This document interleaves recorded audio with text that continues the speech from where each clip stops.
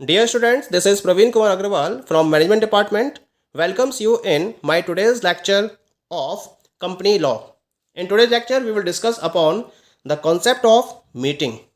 आज के टॉपिक में हम डिस्कस करेंगे कि मीटिंग का कॉन्सेप्ट क्या है, इसका मीनिंग क्या है और इसकी डेफिनेशन क्या है।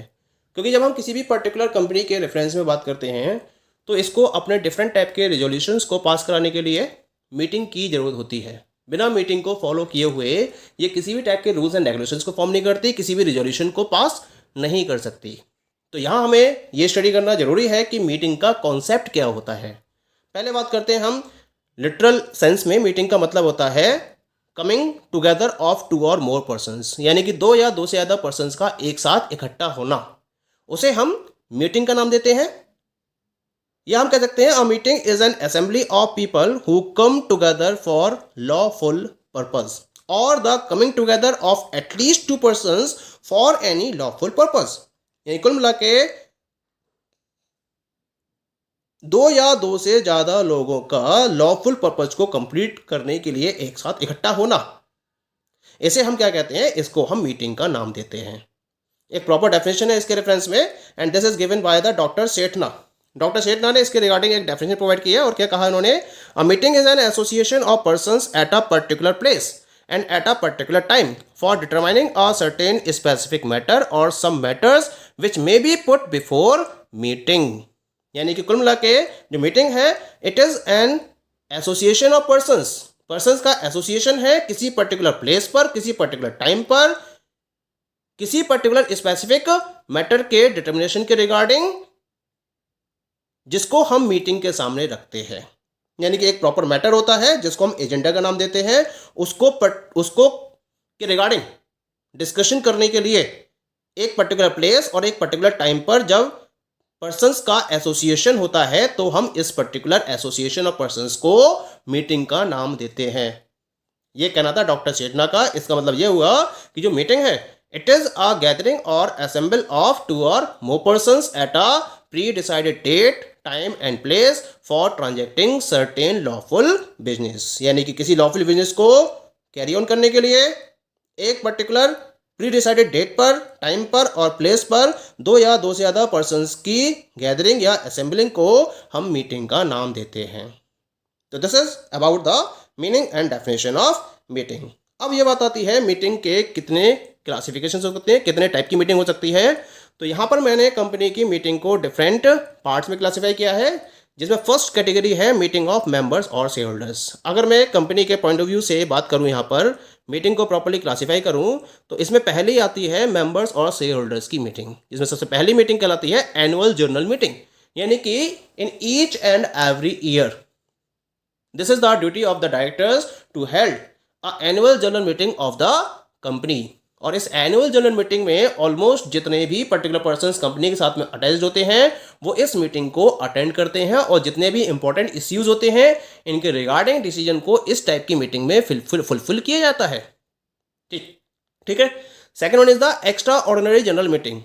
एनुअल जनरल मीटिंग के अलावा अगर कोई एक्स्ट्रा ऑर्डिनरी इश्यू अराइज होता है कंपनी के अंदर जिसके रिगार्डिंग प्रॉपर डिसीजन को फॉलो करना होता है तो उसके लिए शेयर होल्डर्स या मेंबर्स की एक्स्ट्रा ऑर्डिनरी जनरल मीटिंग को कॉल किया जाता है। ये एजीएम से अलग होती है। और लास्ट है इसके अंदर class meeting of share holders या मेंबर्स। इसमें क्या होता है, जितने भी शेयर होल्डर्स होते हैं या मेंबर्स होते हैं वो अपने लेवल से इस मीटिंग को ऑर्गेनाइज करते हैं और केवल कंपनी के शेयर होल्डर्स और कंपनी के मेंबर्स ही इस टाइप की मीटिंग में पार्टिसिपेशन को एंश्योर करते हैं। तो हम इसको class meetings of share holders या मेंबर्स के नाम से जानते हैं। Okay. Second category is meetings of directors. यानी कि जब कंपनी के बोर्ड ऑफ डायरेक्टर्स के यहाँ पर मीटिंग को फॉलो किया जाता है या उनके बीच में जो मीटिंग्स को फॉलो किया जाता है उसे हम मीटिंग ऑफ डायरेक्टर्स का नाम देते हैं। सबसे पहली मीटिंग होती है इसके अंदर that is meeting of board of directors. यानी कि in this particular type of meeting only the members और the persons who are the director within the board of directors of the company are participating in such type of meeting। जो company के directors हैं केवल वही directors board of director की meeting में participation को ensure करते हैं, तो हम इसे बोर्ड ऑफ डायरेक्टर्स की मीटिंग के नाम से जानते हैं। और दूसरी होती है इसके अंदर meeting of the committees of directors. यानी कि यहाँ जो डायरेक्टर कमिटी ऑफ डायरेक्टर है उनकी मीटिंग को फॉलो किया जाता है, जिसमें बोर्ड ऑफ डायरेक्टर्स और कंपनी के जो की मैनेजरियल पर्सनल्स हैं वो भी इसके अंदर इंक्लूड किए जाते हैं। तो इसको हम कमिटीज ऑफ डायरेक्टर्स की मीटिंग के नाम से जानते हैं। ठीक है, थर्ड कैटेगरी की बात करते हैं। ये होती हैं आपकी अदर मीटिंग्स, जैसे पहली मीटिंग होती है मीटिंग ऑफ डिवेंचर होल्डर्स, यानी कि कंपनी के जितने भी डिवेंचर होल्डर्स हैं जिनको कंपनी ने प्रॉपर वे में डिवेंचर्स को इश्यू किया है, वो भी डिवेंचर होल्डर्स क्या कर सकते हैं, कंपनी के अंदर अपनी मीटिंग को ऑर्गेनाइज कर सकते हैं। तो हम इसे डिवेंचर होल्डर्स मीटिंग के नाम से जानते हैं। दूसरी होती है मीटिंग ऑफ क्रेडिटर्स, कंपनी के जितने भी क्रेडिटर्स हैं वो अपना एक एसोसिएशन फॉर्म करके कंपनी के अंदर मीटिंग को फॉर्म कर सकते हैं, मीटिंग को ऑर्गेनाइज कर सकते हैं। तो हम इसे क्रेडिटर्स मीटिंग के नाम से जानते हैं। और दूसरा होता है the third one is the meeting of contributories, जितने भी कॉन्ट्रीब्यूटरीज हैं कंपनी के, जब वो मीटिंग को ऑर्गेनाइज करते हैं तो हम इसको कॉन्ट्रीब्यूटरीज मीटिंग के नाम से जानते हैं। तो ये तो बात हो गई about the different classifications of meetings. अब हम बात करेंगे about the requisites of a valid meeting, यानी कि एक पर्टिकुलर वैलिड मीटिंग के लिए किन किन रेक्विसाइट्स को फोकस करना जरूरी है। क्या क्या रेक्विसाइट्स होते हैं जो एक मीटिंग को वैलिड मीटिंग में कन्वर्ट करते हैं, क्योंकि हर मीटिंग अपने आप में वैलिड मीटिंग नहीं हो सकती अगर इन पर्टिकुलर कंडीशंस को फॉलो नहीं किया जाता है। तो क्या क्या है ये conditions, let us have a look over these conditions. The very first condition is a meeting should be convened by proper authority. जब तक मीटिंग को एक प्रॉपर अथॉरिटी के द्वारा कन्वे नहीं किया जाएगा तब तक हम उस मीटिंग को वैलिड मीटिंग की कैटेगरी में नहीं रख सकते।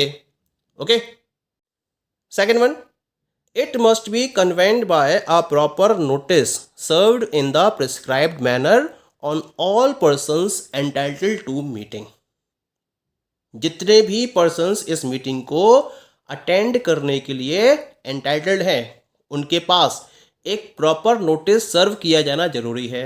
और इसके लिए कंपनी एक्ट में एक प्रिस्क्राइब्ड मैनर है, उसी प्रिस्क्राइब्ड मैनर को फॉलो करते हुए जितने भी पर्सन्स एंटाइटल्ड हैं मीटिंग के लिए उनको एक प्रॉपर नोटिस सर्व किया जाना जरूरी है। अगर ऐसा नहीं किया जाता है तो मीटिंग को हम वैलिड मीटिंग नहीं मानेंगे। वैलिड मीटिंग के लिए एक प्रॉपर नोटिस सर्व किया जाना, that is a very must condition. Point clear हो गया, ये हो गया इसका सेकंड रेक्विसाइट। अब हम बात करते हैं about the third requisite. Third requisite is it must be convened to transact lawful business as per its agenda, यानी कि जिस पर्टिकुलर मैटर पर मीटिंग को ऑर्गेनाइज किया गया है, यानी कि जो इसका एजेंडा है, उस एजेंडा के रेफरेंस में उसका लॉफुल होना जरूरी है। यानी कि अगर लॉफुल बिजनेस को ध्यान में नहीं रखते हुए किसी एजेंडा को फॉलो किया जाता है और वो मीटिंग में उस एजेंडा को डिस्कस किया जाता है और उसका कोई भी लॉफुल पर्पस नहीं है, तो हम उस पर्टिकुलर मीटिंग को वैलिड मीटिंग की कैटेगरी में नहीं रखेंगे। पॉइंट क्लियर हो गया, यानी कि एजेंडा लॉफुल बिजनेस को ट्रांजैक्ट करे ये जरूरी है मीटिंग के अंदर। चौथा इसके अंदर पॉइंट है that is it must be presided by properly elected person, जैसे हम चेयर पर्सन का नाम देते हैं। अगर मीटिंग फॉलो की जाएगी तो इससे पहले चेयर पर्सन की परमिशन रिक्वायर्ड है। अगर जो कंपनी का चेयर पर्सन है उसको नहीं पता है कि मीटिंग को फॉलो किया जा रहा है कंपनी के अंदर, तो वो मीटिंग वैलिड मीटिंग नहीं होगी। ये भी ध्यान रखना बहुत जरूरी है। इसी वजह से कोई भी मीटिंग है it must be presided by properly elected person that is known as the chair person. उसको ये पता होना चाहिए, उसके पॉइंट ऑफ व्यू सारे नोटिस सर्व किए जाने चाहिए और फिर उसके अंडर में ही, उसके साथ में ही उस मीटिंग को प्रॉपरली कंडक्ट किया जाना जरूरी है। जब तक चेयरपर्सन के साथ में मीटिंग को फॉलो नहीं किया जाता तब तक वो मीटिंग वैलिड मीटिंग की कैटेगरी में नहीं रखी जाएगी, ये भी ध्यान रखना है। Last one is the it must have a proper quorum. जब मीटिंग को फॉलो किया जाता है तो इसे कोरम की कंडीशन को सेटिस्फाइड करना जरूरी है। कोरम का मतलब क्या होता है, मीटिंग में कंपनी एक्ट के द्वारा मिनिमम नंबर ऑफ पर्सन्स की प्रेजेंस के बारे में रूल्स एंड रेगुलेशंस फॉर्म किए गए हैं।